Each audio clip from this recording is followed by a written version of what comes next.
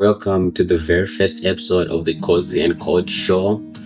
This is still early 2026 and it still feels fresh, also kind of heavy at the same time. Everybody is talking about this is the new year, new me, new goals, new relationships, new plans, new pressure.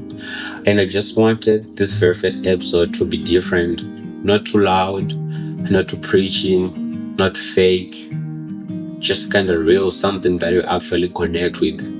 So this show is mainly for young adults between the age of 15 to 30 that are kind of trying to figure out life, purpose, faith, relationships, themselves, everything at the same time. And today we're just talking about the new year, but in a way that actually helps for those that are in this year 2026. So I'm just gonna start by talking about the pressure of the new year which we are currently in, because let's be real, let's be honest with ourselves. The new year can feel exciting but can also feel overwhelming at the same time. Social media is already full of people that are saying this is my year, I'm gonna cut off everybody, time to level up, no excuses, this is my year to lock in.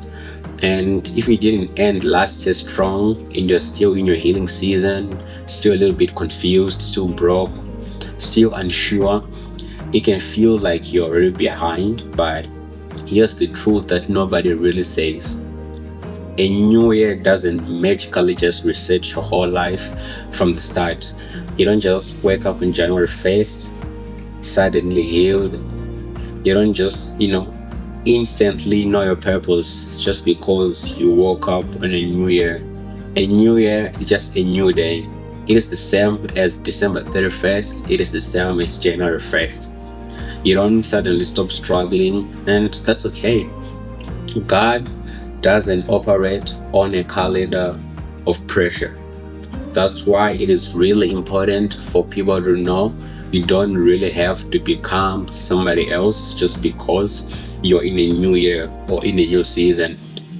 One of the biggest lies actually that we actually hear all year around is this idea that I need to become completely a new person. But faith isn't becoming somebody who is perfect, it's becoming somebody who is just honest with themselves. Faith is becoming more and more honest of where you actually are. You know yourself, you know the situation you're in, you know what you're struggling with, you know what you don't understand, you know what you need help with. God doesn't ask you to reinvent yourself, He just asks you to come as you are. Even if a version of you is tired, that version of you is sort of like unsure, that version of you feels distant from God. The new year isn't about pretending to be strong, showing out on the outside whilst you're feeling weak on the actual inside. It's about admitting where you are, whether you are weak, and letting God meet you there. So that's why I'm trying to propose on this episode that we start the year in a different start, in a different way. Instead of waking up and saying, New Year, New Me, 2026, what if this year is just about new habits of honest, being honest with yourselves, being honest with God, being honest with the people around you, having new rhythms of rest, new boundaries, new trust, new grace for yourself. Maybe this year isn't about doing more. Maybe it's just about slowing down. Maybe it's about praying real prayers, not the perfect ones, showing up consistently and not impressively. Just praying each and every day. Doesn't have to be impressive prayers. They don't have to be loud, screaming on top of your voice, doing all kind of wild stuff. Just being consistent, choosing peace over pressure, choosing growth over comparison. You don't need a 10-step plan to start the year right.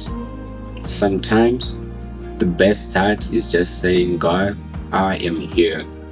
So I'm going to be sharing a couple short verses just to align with the new year that you can just read the chapters and you can feel.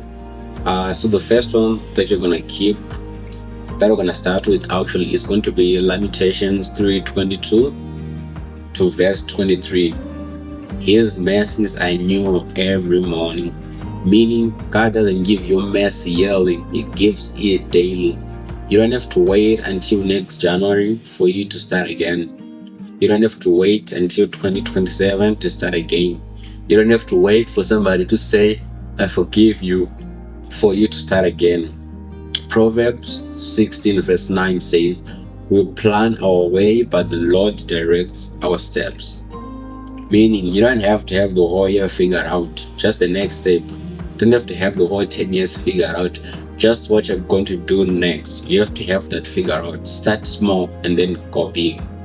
Matthew 11 verse 26, which is the last verse, it says, come to me, all who are weary, and I will give you rest. Meaning, God isn't asking you to grind your way into faith.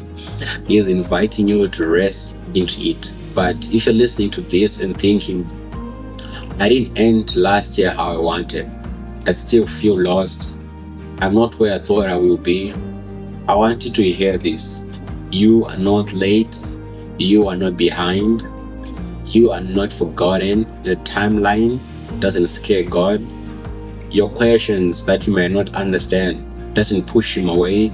Your struggle doesn't disqualify you. This year doesn't need to be a perfect version of you. It needs to be an honest one. But that'll be the end of the episode for today. I'll just leave you with a little message, something that's relating to what we'll be talking about today. And I just want to leave you with this question.